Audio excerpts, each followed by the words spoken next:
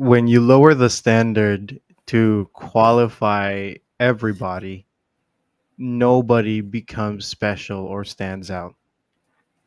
And that is the issue with a lot of universities. Aside from the fact that the information is already outdated, you have people coming in who shouldn't even be there in the first place.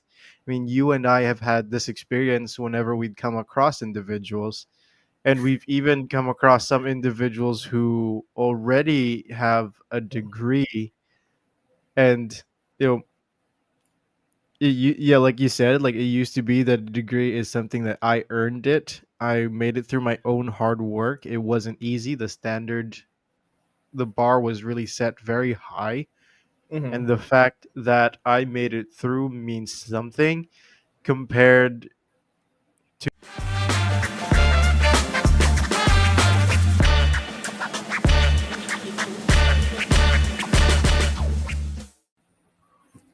All right. So I sent you a picture of a medical professor, Are you able to show it and up here? let me try and get it because I'm trying to look for it, and yeah, I can in a bit. And I think the issue that we've had is that, oh, this guy, for me, I don't think I would take any medical advice from him. I'm like, if he was a medical school teacher and his class is required, I guess I don't have much of a choice but to like take his class and stuff. But like if I had the option to not, Hmm. I probably would have avoided his classes. And it really has something to do with his weight. And You said yeah, it. yeah, it really has something to do with his weight and his appearance. And Dang, discriminating I based on appearance. yeah, I have a bias against that because if you are giving advice to people on health conditions, that I think that you should be able to take a good look in the mirror and see why would anyone want to listen to you? And for you, you have something on their Well, qualification. let's show What the was your picture, take and on it? then Yeah, let's try to show that picture, and we there can we kind of go. describe what the topic was.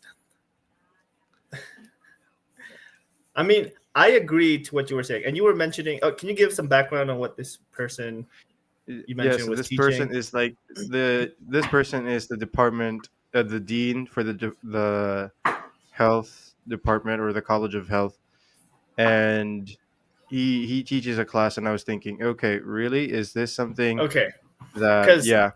yeah, I mean, I could go first, or would you like to kind of? No, go ahead. Okay, so the basis on this is this individual is the dean of health related um, subject. Yet, as far as we can see at this picture, it does not seem as though he has a very healthy like BMI, right? And that's glaringly obvious. So what I am saying is that I if there's like no choice, it's not an issue per se for me to take a health class and this is my teacher. The reason being is because I don't need somebody that has gone through like has been perfect in a particular subject for me to kind of validate those ideas.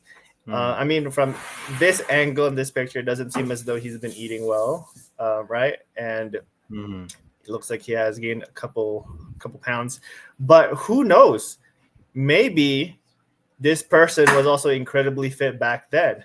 I kind of I I kind of relate this to how boxers are. You know, boxers they need to run for ages. They need to be in a particular diet all the time to maintain that their weight. And then what happens when they retire is like they get normally speaking they get a little bit chubbier, but it's like, Hmm. well, does that like if we see them at this point in time at this very moment, does that invalidate all of their like health knowledge of being able how to take care of their body, what they need to do? I don't think so. I think in Hmm. a way it's also like once again there's so much different context here, but from what I know about this little bit, I don't think that's a fair assumption. And once again, he could be like this could be in any athlete. I think there's a bunch of athletes out there that were Mm, incredibly fit during their time, their prime, during their time of competition. Then afterwards, they don't have to be in that upper level all the time. And so I'm just seeing this person maybe enjoying the fruits of his labors, or the fact that it's not mm, necessarily like health is, it can also just be knowledge about what to eat, what, how to exercise, things like that. He could know all these things. And because I'm judging him based on like his appearance, I think it kind of invalidates the fact that there's a separation between what is what you know from your knowledge in your mind compared to like actually maybe acting on it in the real world. Because for example, there's a lot of there's teachers in business, right? And then mm. maybe they haven't created a business. It's like and I think there is that importance of recognizing the limitations because of what they physically did. So you can recognize the theory of economics, right? There's a lot of economists, and you would Right. think that the brightest, brilliant economist would be like a business owner. That's how I would think, but that's not necessarily the case. Like there's two separate subjects, and that's how I'm seeing this individual with his subject matter being health or like cardio or whatever. I mean, I would assume that he must have done some stuff to get to that level, and I just don't know enough. But what would your take be, Chris? And why would you say like, that you The do? reason that I was very skeptical, I'd be very skeptical of taking health advice from a fellow like him, is because first of all, health is a very sensitive matter. Current information is very, very relevant. And here's what I would ask audiences and other people as well: is if you knew that something was dangerous for you, if you knew that doing something or not doing something was going to be detrimental to your health and would have some impact to your well-being, why would you continue down that road? Mhm, How that would impact to me, that would impact the way that you teach, that would impact the way that you view the world, and even shape some of your opinions, because health is it's a very sensitive matter, and it's always constantly evolving. On your basis, if you're saying that, oh yeah, what if this person was mhm. a I mean, very if he healthy wasn't, specimen in even if he his, yeah, wasn't, what, that's okay. fine. Mhm. But like saying that he was that before, Well, I'm not if we assuming that. are going, no, no, no, I'm just like, saying but just that. saying, like, Yeah. even if he was like, I Mhm, like, for me, like, the point I'm making is, like, even though if he was that before, I would still question it, because mhm, your matters of health and information, new information about health, it's always constantly evolving. And for you to the most mhm, relevant information are the information that is confirmed, is information that is confirmed today, that will be beneficial to you. If you found out that something in the medical field wasn't helpful and that you should stop that, then you'd publish out new information that these practices are what's helpful. And the other thing that I've always been very concerned skeptical. about how, yeah, skeptical about how doctors get formulate in their minds. They're Mhm. trained to tell you what kind of medicine and what kind of treatment you should take, but it's it's how they've been programmed. There's a lot of controversy, especially on the internet today, and maybe it might not be a good basis, but there's a lot of controversy about all these people, all these famous, what do you call this? All these famous images or individuals. Like, take for example, Dana White. He says that he would never, and I quote, never go to a doctor for general health ever again, because all they know is to put stuff in you. And when he was having health problems, instead of going to a doctor, he would refer to another person, biologist. I forgot his name. I think he's the author, or he's the co-founder of 10x Health. Mm-hmm. and he would show about all these practices and things that you would do to improve your health. And that for me is very, very crucial. The information that you get and the information that you practice and live shapes the way that you teach, shapes the opinions that you have. And it's kind of concerning that this is what is being taught to medical students. And it would be okay, like I would normally be fine if it was something, if it didn't have much of an impact. Say, okay, I just lost 30 cents instead of gaining $1. I'm like, okay, that's fine. Like, doesn't matter. Mm-hmm. That's insignificant.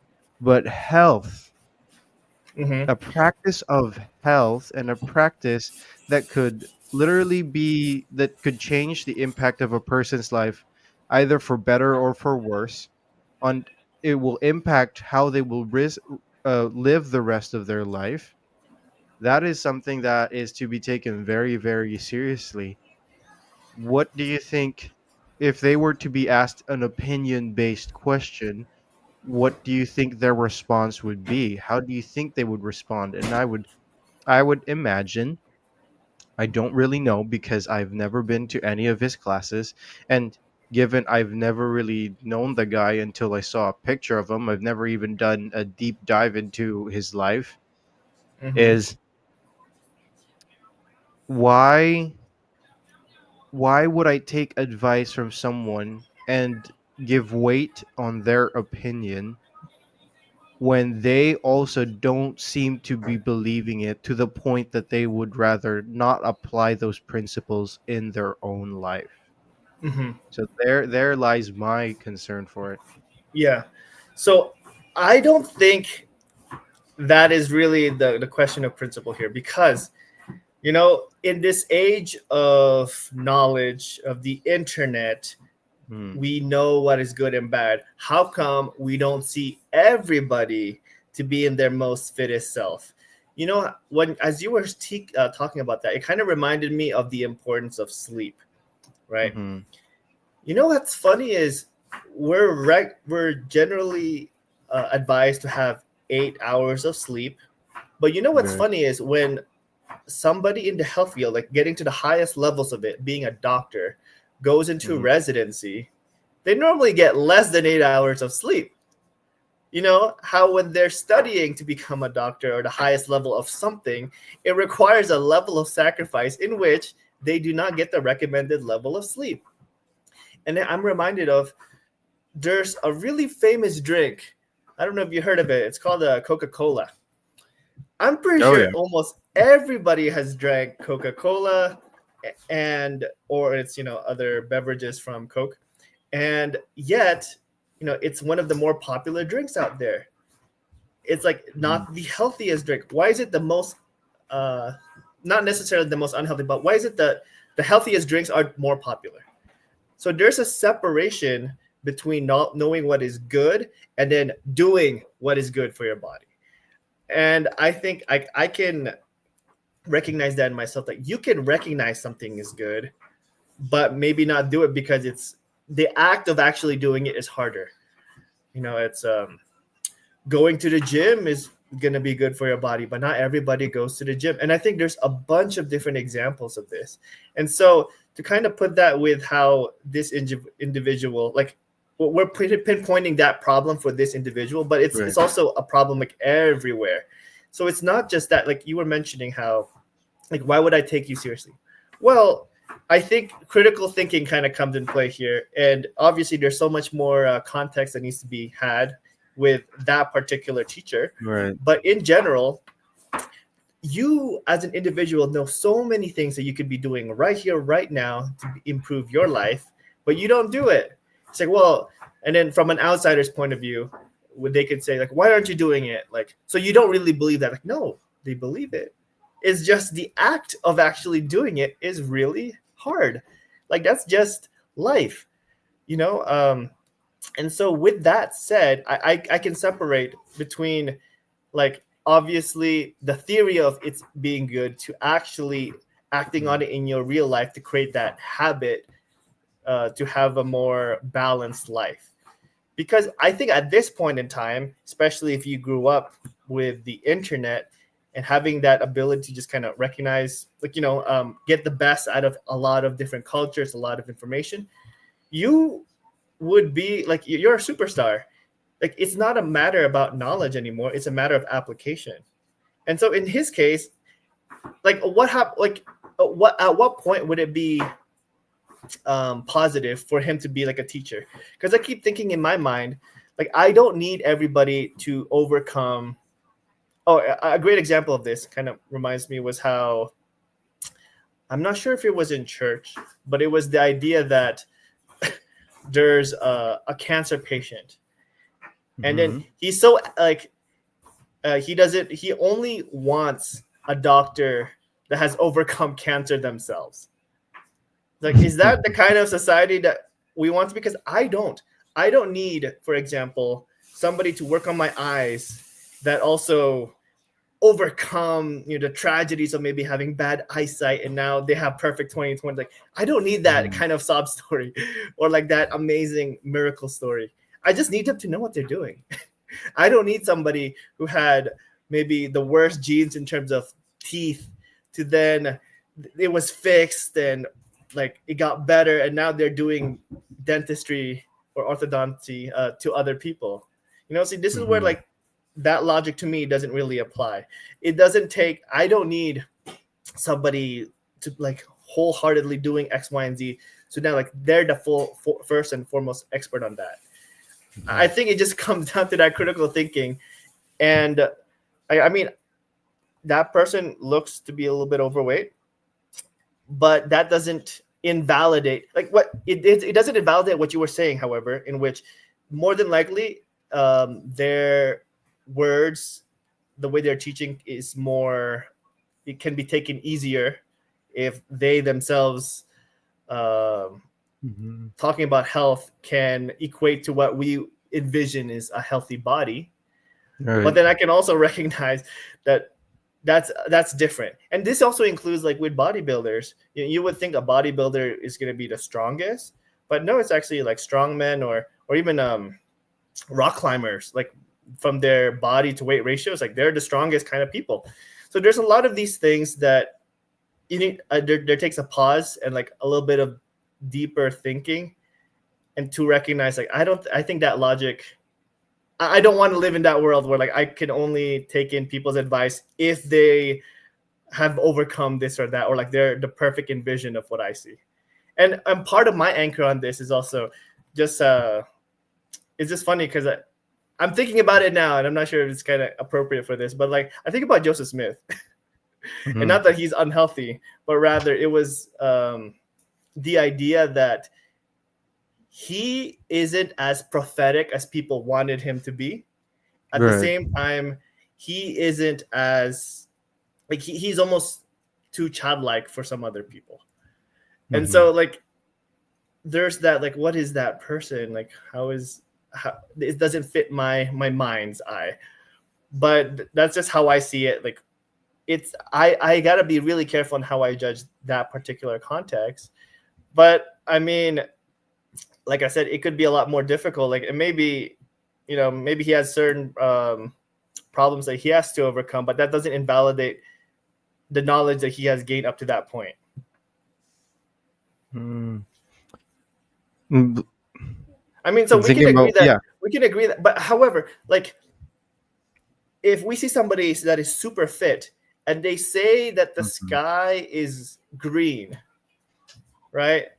Or like maybe not, like maybe what is it, meteorologist or like somebody that studies the clouds, or like they say something crazy.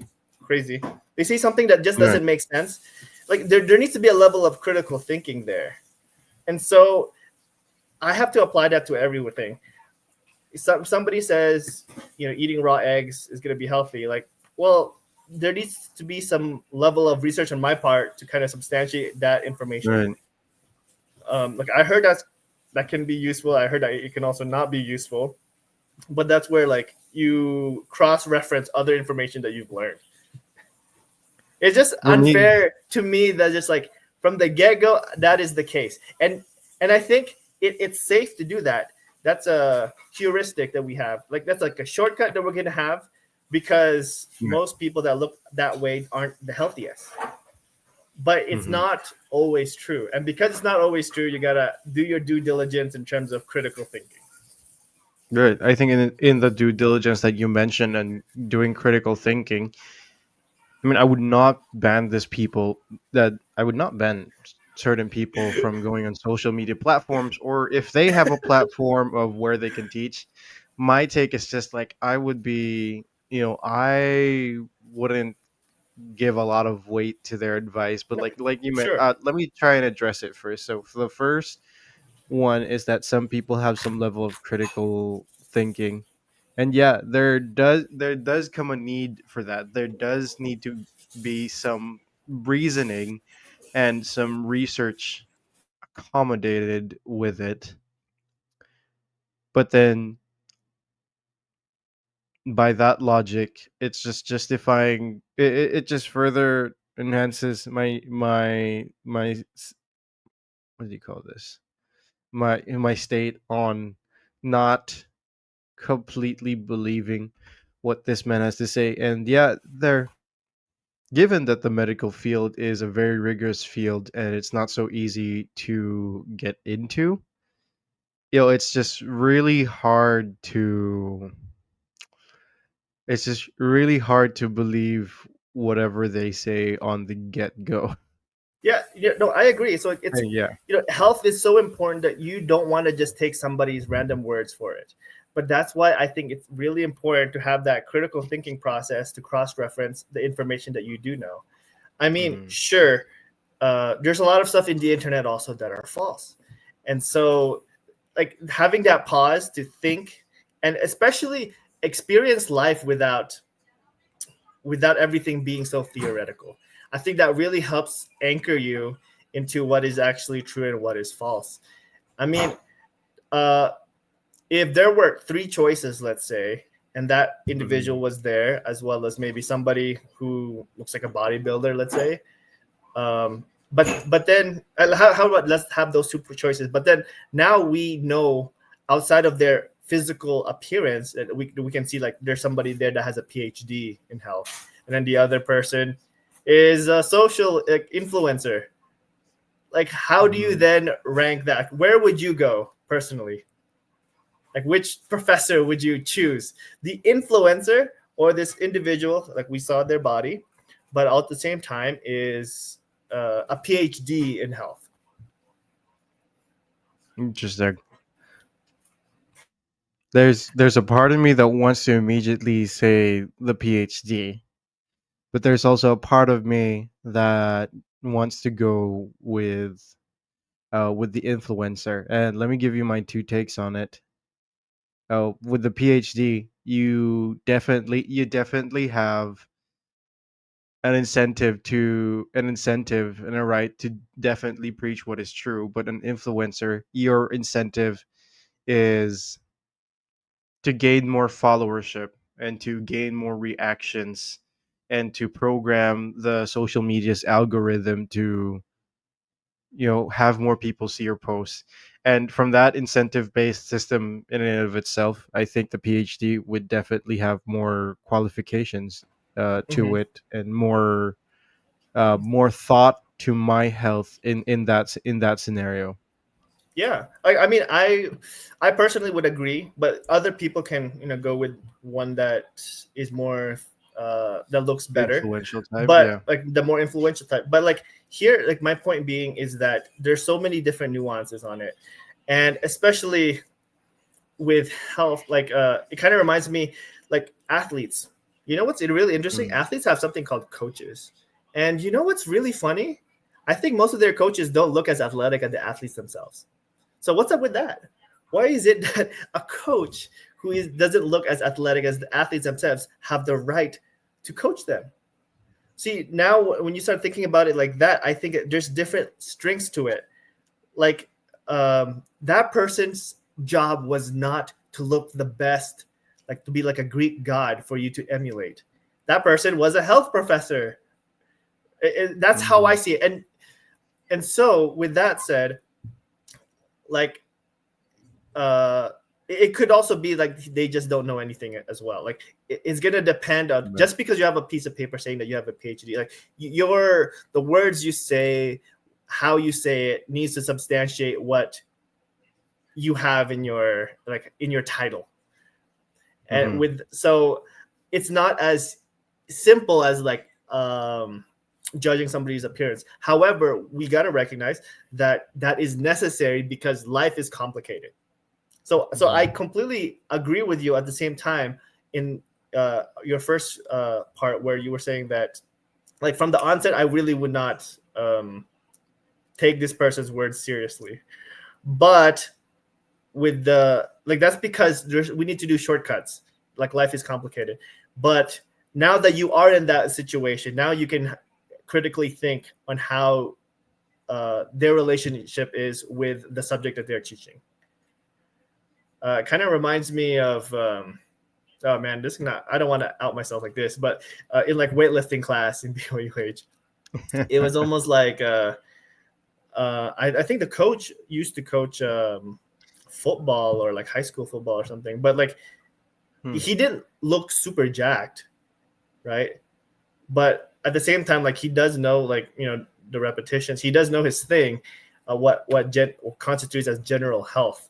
And at the same time, like that's what he was teaching, general health. So it wasn't like a bodybuilding competition, right? Like that's Right. my point, where you got to focus on what they're actually trying to do. And in this case, he was just trying to teach health. Or maybe what could be a better question, or like how it should have been, is um, their motivation for you to become healthier. Like if that's Mm-hmm. a shift of what they need to be doing in that class or something, then sure, like there needs to be a level of appearance so that somebody can be more motivated and take their words more seriously. But if it's just the idea of health, I mean, that's okay.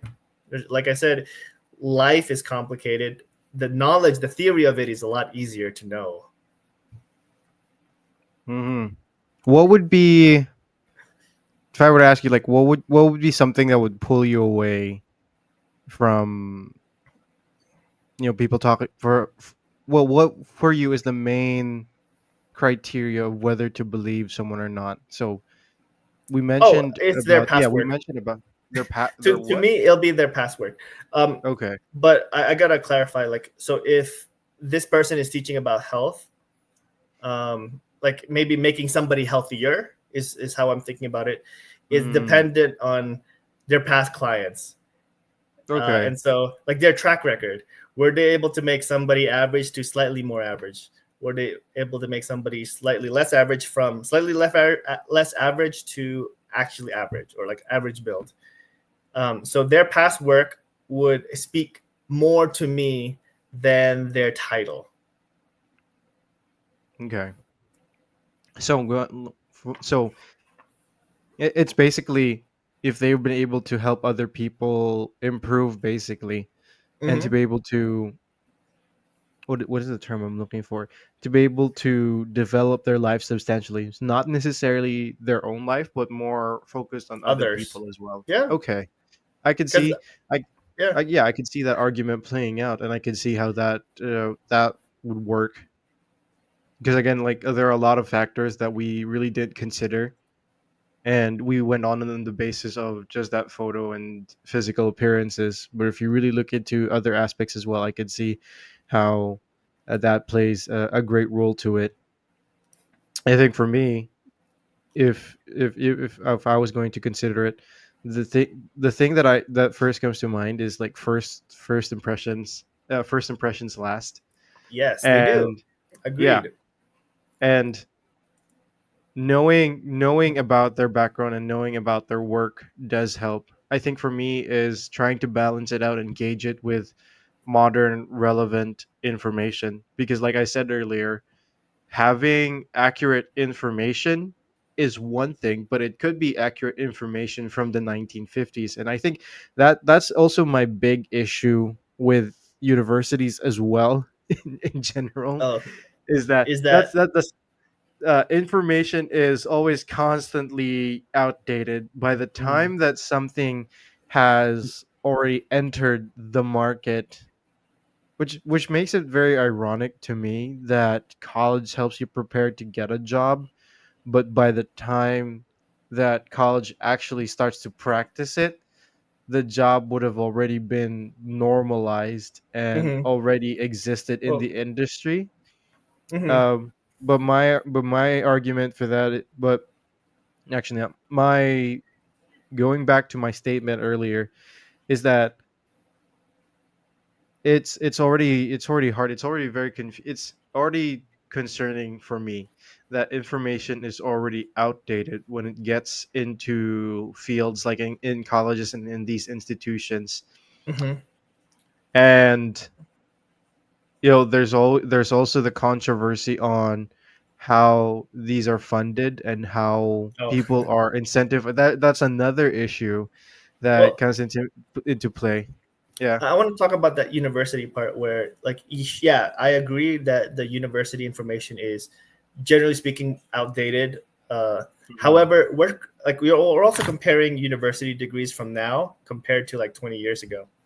So the reason why it's completely like apples to oranges is because back then, people that had to that go went to university, it was a lot harder to get to university. First off, Mm. specifically like economically speaking, it was more of a real burden because it wasn't as easy back then to get federal loans. Mhm. So if people don't understand, in the United States, we have the great privilege. Actually, this is a privilege to get easy loans from the government that can help fund for our university. And I believe because of that easiness of it, people don't take the university, going to college, as seriously as back then. Mhm. So it's a combination of not taking it as seriously, and um, more people are able to go into universities. And so it kind of dilutes the serious learners, right? Right. Because back then, what happens is you getting a loan is near impossible. It's very hard. And Right. so you already knew what you were going to study, or you kind of have a general idea. You're not completely clueless on what you're going to study. Mhm. And so, because of that, also, like when somebody did graduate from college, it was more legit. It was more legit in that um, it's a rarer certificate.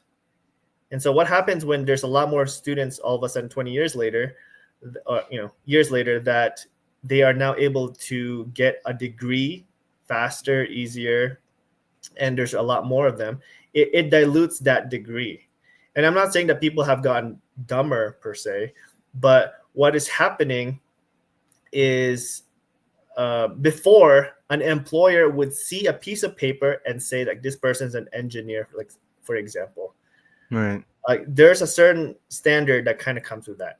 Now, I think like they're kind of, this is kind of unfair to Gen Zs, but they're finding that they're not as gritty as millennials, let's say. And I can kind of see where that's coming from because, especially like my last few years, like my last year in university, something came up that made things a lot easier. It's called Chat GPT. And it did make things a lot easier in terms of like paperwork. And Oh obviously gosh. you do your own thing. How I saw it was put in your own work, and then it was almost like Grammarly. So for those that don't Right. know, Grammarly was a program that would improve the way you said it. The idea was yours, but the way it was said would be improved greatly with Grammarly. And then Right. ChatGPT, I think, would be like a horizontal improvement, or like a slight horizontal vertical, like ever so slight vertical improvement of it. And so using the two, like you could have your ideas there, but maybe it's a little bit incohesive in the way you're saying it, but the idea is there. And so Mhm. it helped greatly. And as well as it could, summarize certain ideas for you. So you could have a Right. better grasp on what that is. And so I think, especially now, I can't imagine graduates graduating like more recently now. And especially what's going to happen is the employers or these companies, they would look at that degree and the date on when you received that degree, and they would Right. automatically in a way like put some negative points to it.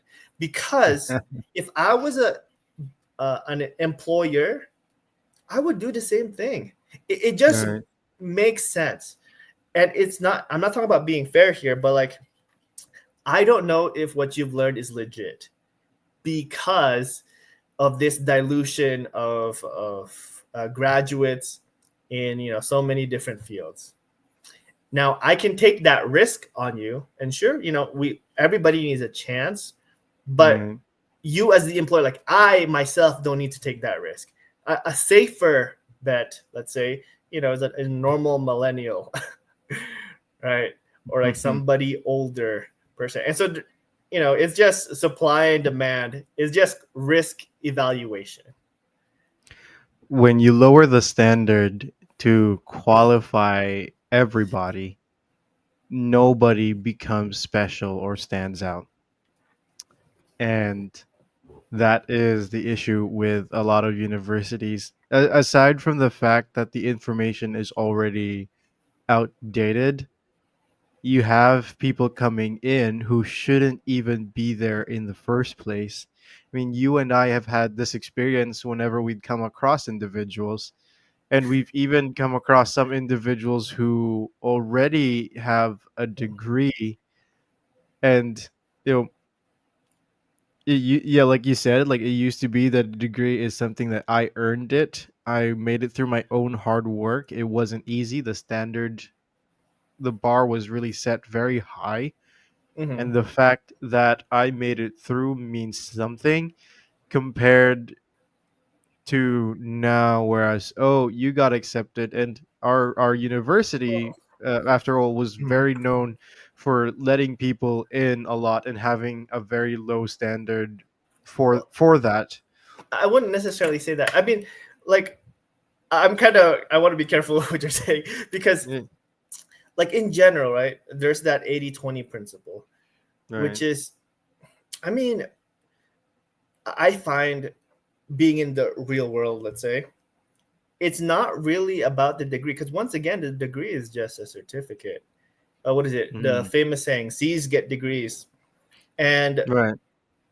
part of that, though, is it's the execution of the idea. I think that's the biggest thing that I've learned working more, like actually working, let's say, in which everybody has a bunch of different ideas, Mhm. and there's a lot of good ideas out there, but it doesn't mean anything if you cannot execute on it. And this goes back to what we were saying about healthy body. How about a healthy mind? You Right. know what you need to do. Like, one of the most basic things to do is probably drink water. Don't be dehydrated. But I believe in the United States, it's like maybe more than 50% of the population is dehydrated because we just don't drink enough. It's like it's these really basic things. It doesn't take a genius to do, and it kind of reminds me of. Kind of, I'm gonna be putting it out there, but like, I know somebody um, that has imposter syndrome. Let's say going into a more prestigious university, and she doesn't feel like she earned it. But what she did do was, as a freshman, is like get to know the professors, ask questions about extracurricular stuff, went to these clubs for extracurricular activities on that particular subject. And she got to know everybody, and then she got more opportunities, and she took those opportunities, and now she's like a front runner of like her age group for her like freshman, sophomore, and she's doing a great, but she has that imposter syndrome because she's not as technically good as maybe her peers. Like, why Mhm. me? Why am I in this great position? And then I talked to her. I'm like, you do realize what you did is so it's basic in the mind. It's like, obviously go to clubs, obviously show up to class, obviously get to know your professor. But she actually did the stuff, and with it came opportunity. And so, like, Mhm. uh, with her preparation, she was able to encounter more and more opportunities. So she got luckier and luckier. in getting those kind of opportunities, and she doesn't feel as technically strong as her peers.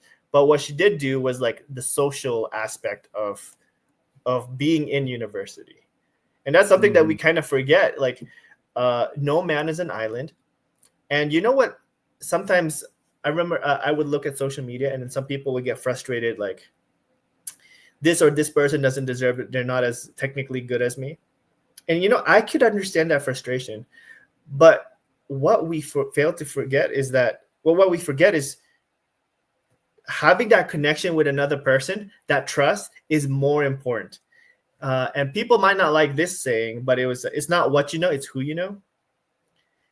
So, but to me, I mean, I'm not the smartest person, but it's a comfort. I try to see that quote as a comfort, and I'm not dumb either.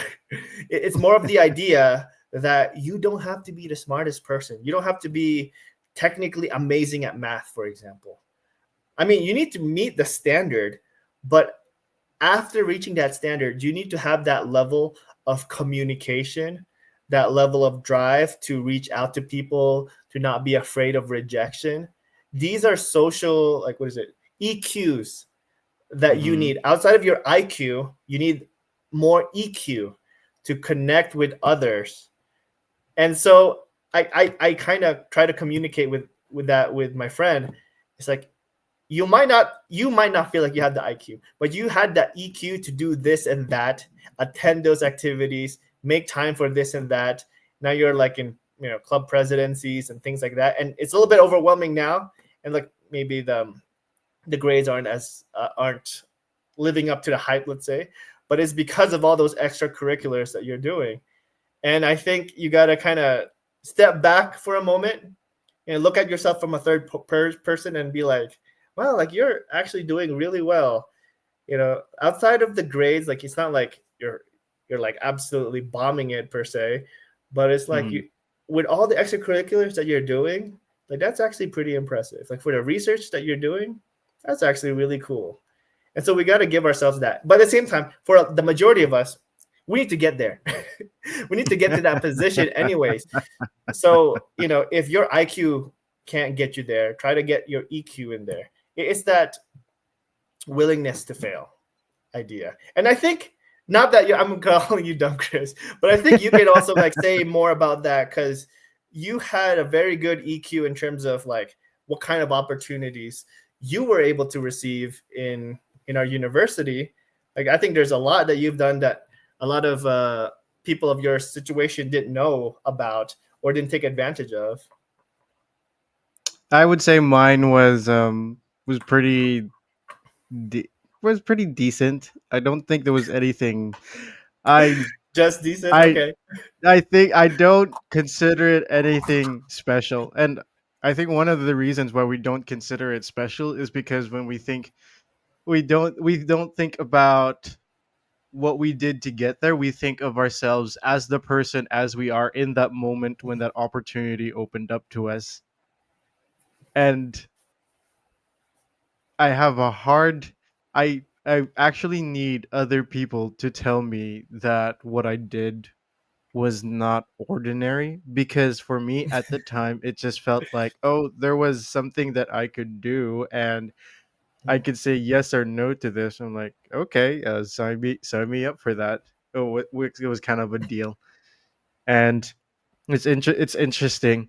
I think that I don't when you mentioned earlier that Gen Z have it kind of unfair, and if I'm right, like we're part of Gen Z, isn't it? Until 1997. So, according to the table, yeah, 1997 is the very first year of Gen Z, supposedly. Dang.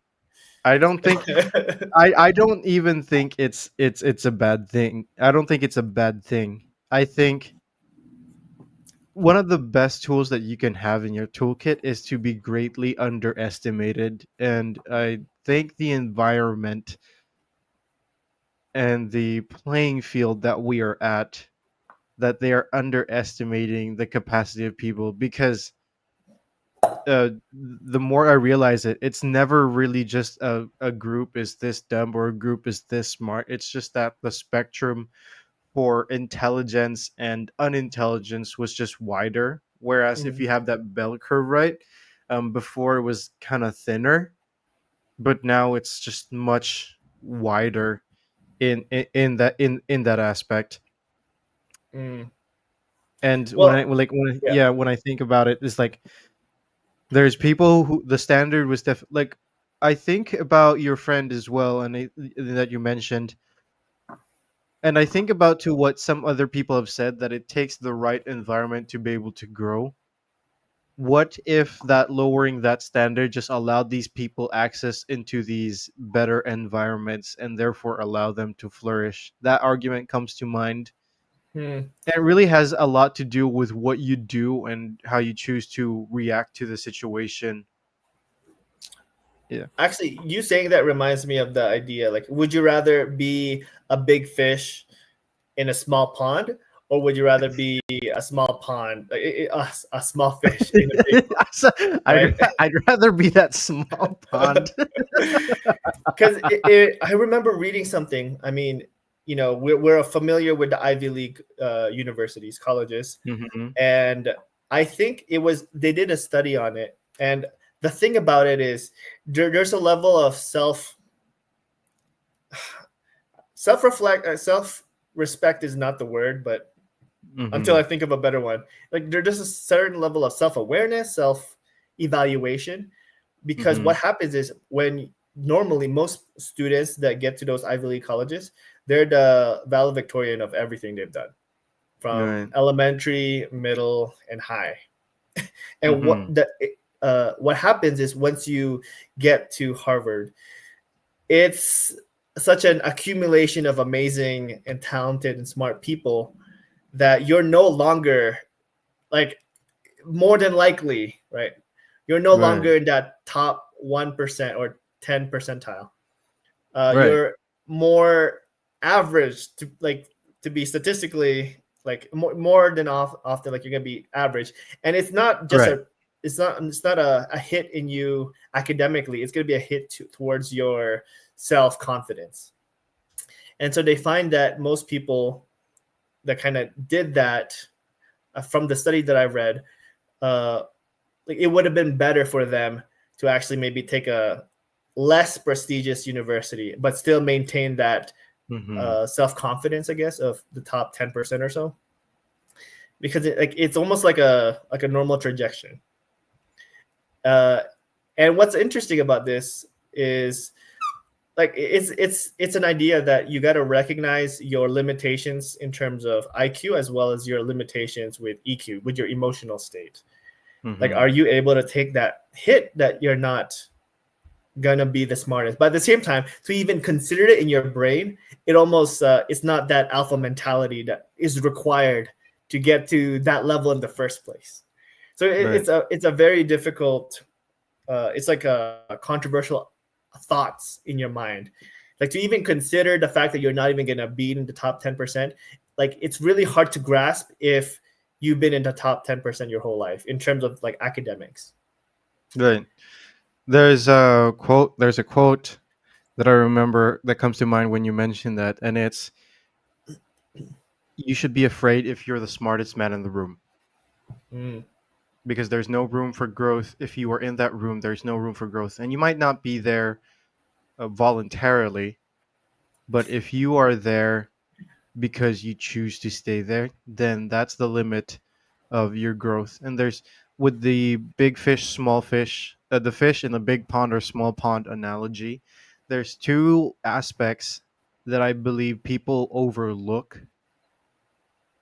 And that first aspect is number one, even if you choose to be a small fish in that big pond, you have to acknowledge that there is competition and that if you don't grow, you're going to be wiped out. People think, "Oh, I'll just go to a place where I can grow and develop." That's that's part of growing, but that's not going to get you anywhere if you lax off and just expect the world to kind of pass you by, I suppose. If you just have your life lived for you, You need to grow and you need to develop. And the second aspect that I think people forget is that ponds lead to streams and eventually out into seas and to oceans. You can stay comfortable in your comfort zone, but there is no guarantee that you're going to stay there. And then you're going to be surprised whether you like it or not. You're going to be forced into a bigger environment because that's just the world we live in. You Hmm. have to compete with others, you're exposed to others. Like, think about years before where it used to be we were so isolated, we only really had to worry about local competition. That was 50 years ago. Now the internet came out, and whether you liked it or not, you're exposed to a more global competition because you can get anyone can get their workforce anywhere in the world at a Hmm. more, the term's not affordable, the more efficient price. And the people who were ready for that prepared to be able Hmm. to exterminate that competition, but the people who weren't, who refused to grow, were exposed to that whether they liked it or not. And that's just the world we live in. We live in a very interesting, complex, changing world. Failure to grow and develop, failure to take in new There's information and to failure process to that. adapt. Yeah, failure to adapt will prevent you from basically growing and prevent you from staying alive. Yeah, I would agree to that. But you know what's really interesting is like relating to that is how um like don't be too comfortable. I think that's the idea that you Mhm. were like mentioning. It kind of that was in my mind. Like don't be too comfortable because comfort is what is probably going to kill your ambition.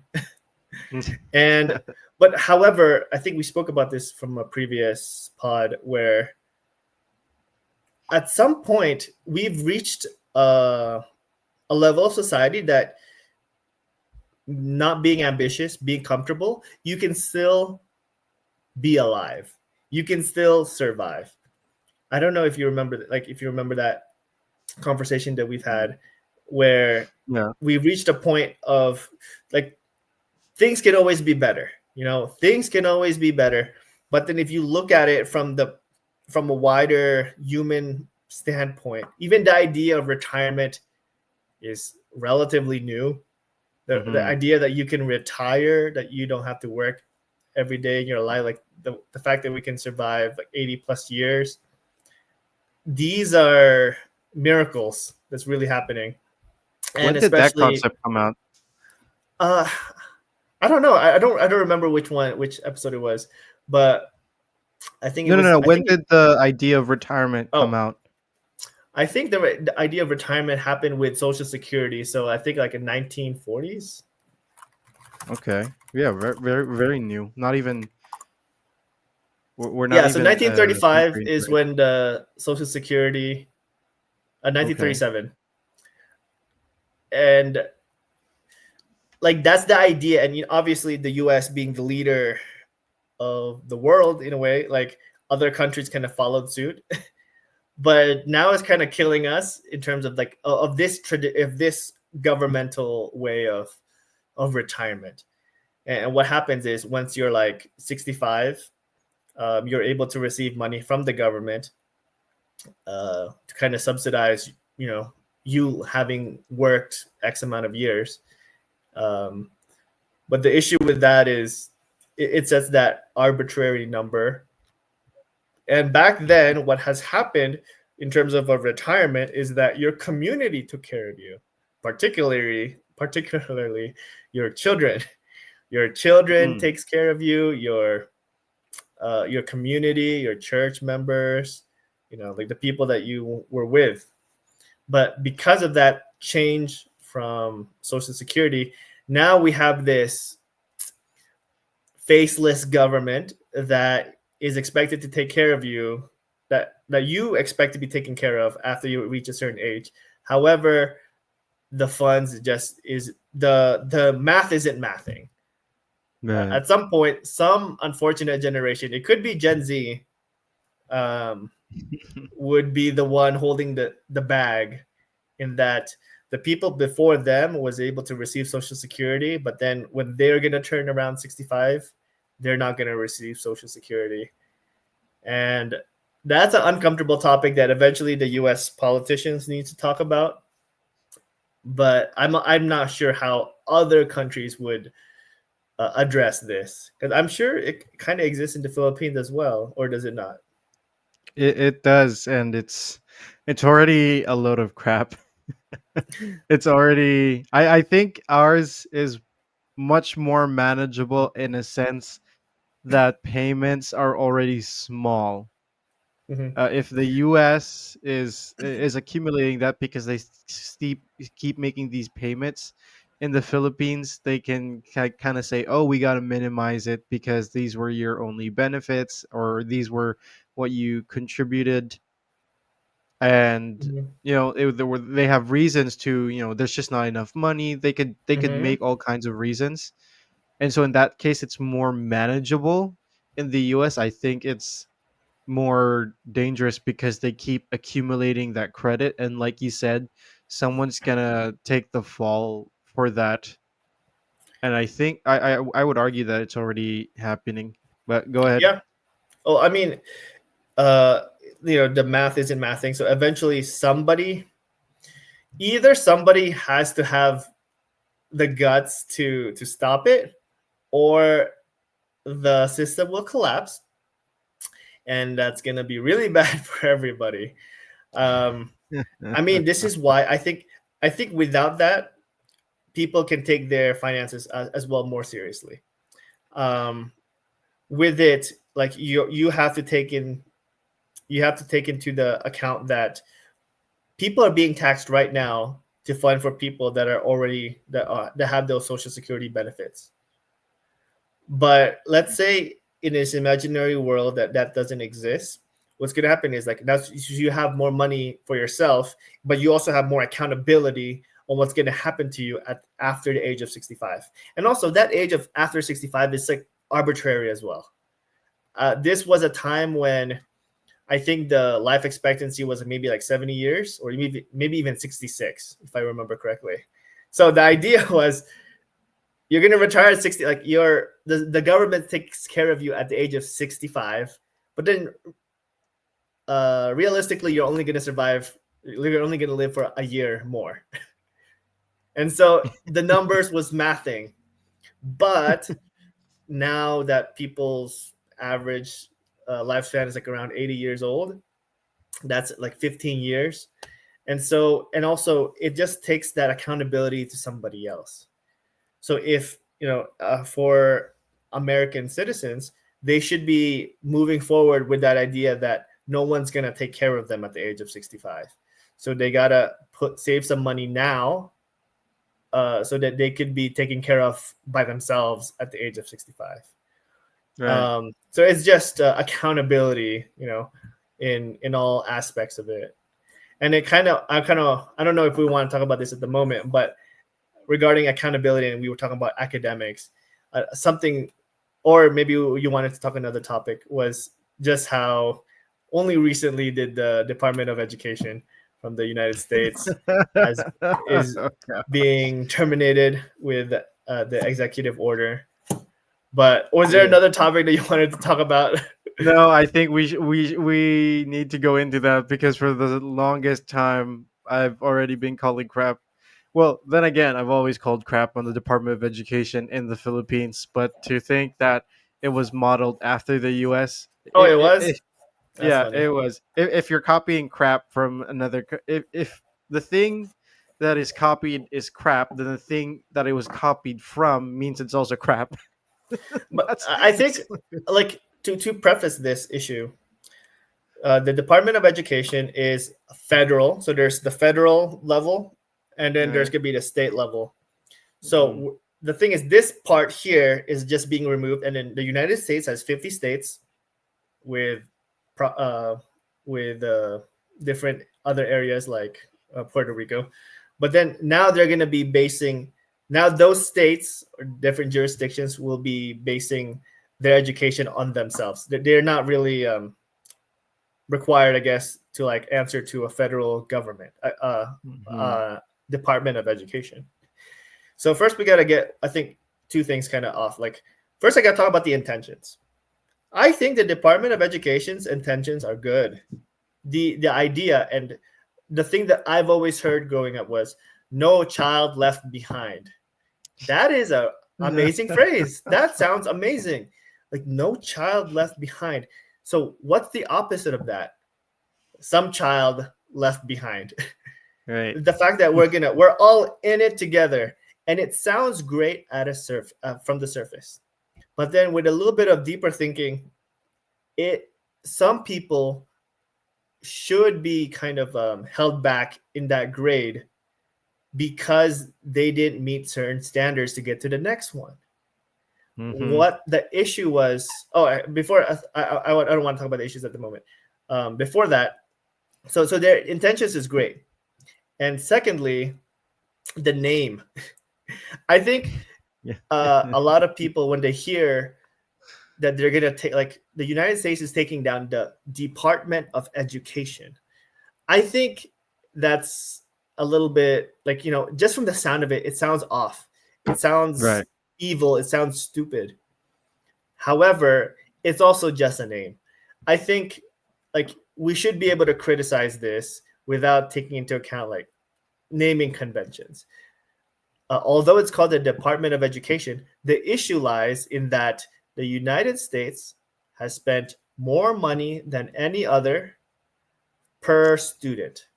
And I mean, I'm just going to put out some numbers. This is not the exact numbers, but let's say if the United States spends like $10,000 per student, and then let's say China spends like 2,000, yet China is doing so much better mathematically, scientifically speaking, and the United States is Right. one of the worst. What does that say about the Department of Education? It's off. There's something wrong there. And in addition to, although like their intentions are good, I think we also gotta separate the intentions from the actual actions. So what we have seen is that with more money, they are not getting better results. That is a fact. Mhm. And so taking away their intentions, that department, if it was a normal business, it should be kicked out. Like it's in the It's red by far. inefficient, right? I Yes. would, I totally agree with that. I think it's something that we should really cover on a wider basis on an episode. I just, what's the term I'm thinking of? There's so much that there's so much that's happening, and there's so much stuff that's being circulated on the internet, and I just wish that there was a lot more critical thinking and a lot more research that is being done. But don't get me wrong, it's also very easy to fall into the trap. We kind of talked about this in one of our first episodes about social media and what people put online. It's so easy to fall into that loophole and to think that social media, what's circulated there, is kind of like the norm, but it actually isn't. It posts the extremes so that it gets people's attention, and we got to be very very careful. Going back to what we talk about, it's very important that we understand what is being circulated and the context of everything, because like we did earlier, we get information wrong and we misinterpret some things, Yeah. and yeah, it becomes a less functioning society, Well, at least internet standards wise. yeah. Well, I want to add into that in that with social media, everything became more complex. With the internet, everything became more complex. And so Hmm. we as people, as individuals, we want to make heuristics or shortcuts to life to make things a lot easier for us.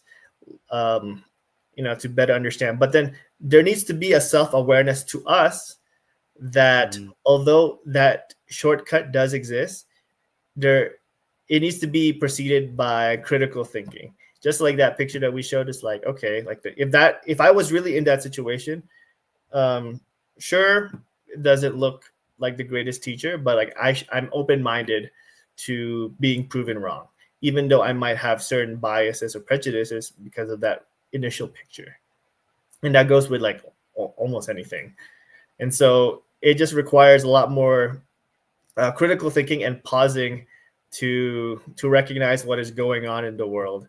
Because I feel like at the same time, if you're too critical about everything, every small thing that happens doesn't fit your narrative, you're gonna be losing out on a lot of knowledge, a lot of the best kind of things from all different sides. And you just gotta primarily be honest with yourself first, like what you're weak against and what you're not aware of. I think there's so many things that people are expected to kind of know about. It kind of reminds me of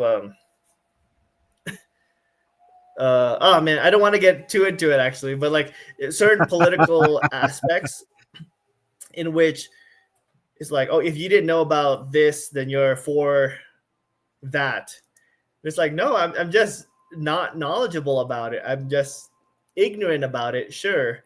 But then you not taking the time to like inform me is like, what does that say about you and your cause?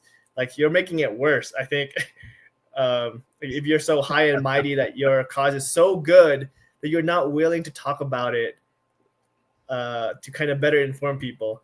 It's like, oh, I should have known better already. It's like, get out of here. I think you and your high horse is like, okay, I recognize that that type of thinking, I think it's detrimental, but sure, you do you and you can feel great and moral about it, but whatever. Yeah, something to take on for the next day. I think that's my final say on the topic. Then yeah, we'll see you guys on the next one. Yeah. Ciao.